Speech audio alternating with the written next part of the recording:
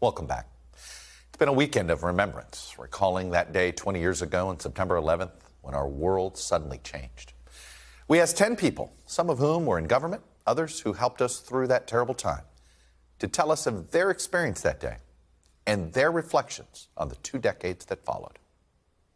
That day was a day where we thought it was going to be an easy day. I was actually in a meeting, catty corner from the White House. My daughter called me and told me to turn on the TV. What's most vivid to me on that day is hearing the first report and thinking it was an accident. I actually saw with my own eyes the second plane hit the towers. I heard the Capitol Police yelling, leave the building, evacuate, get out of here right away. I just told them a second plane hit the second tower. America was under attack. When the towers began to collapse, the entire country shuddered.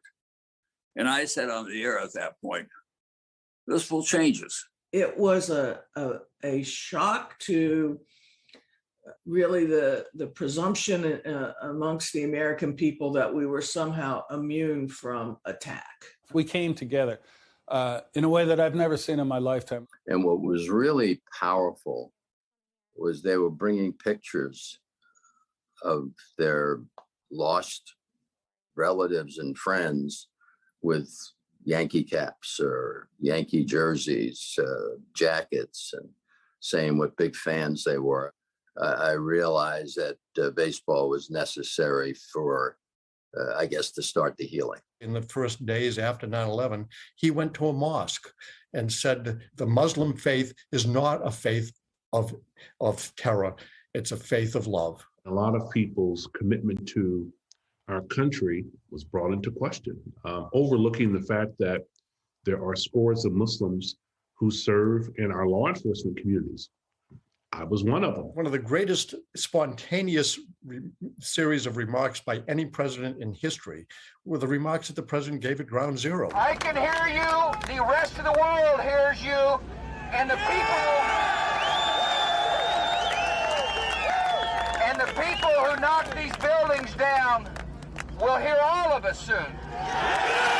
The authorization to use military force was passed on 9/14, 3 days. Mind you, 3 days after this horrific, terrible attack. That was the wrong time to pass such an overly broad authorization. We underestimated the complexity of the war that we were about to get into. And I think a lot of people thought we could just walk in and clean it up. We got into some sense that we had to, quote, end the war. And it is in many ways an endless war. Probably the right narrative, the right analogy would have been Korea. I think that would have been the right way to think about Afghanistan. We cannot remake a whole country and prop up another country's government in a distant land in order to avoid another act of terrorism. I think it was a sad mistake that we went into Iraq. That started to end that sense of unity. Our response over time,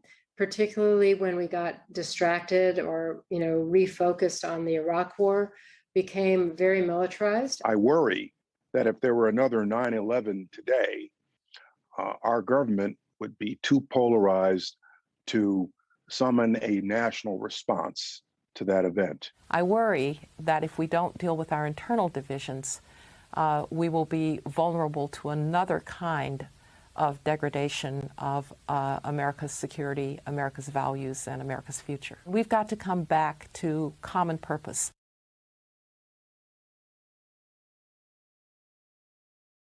Thanks for watching our YouTube channel. Follow today's top stories and breaking news by downloading the NBC News app.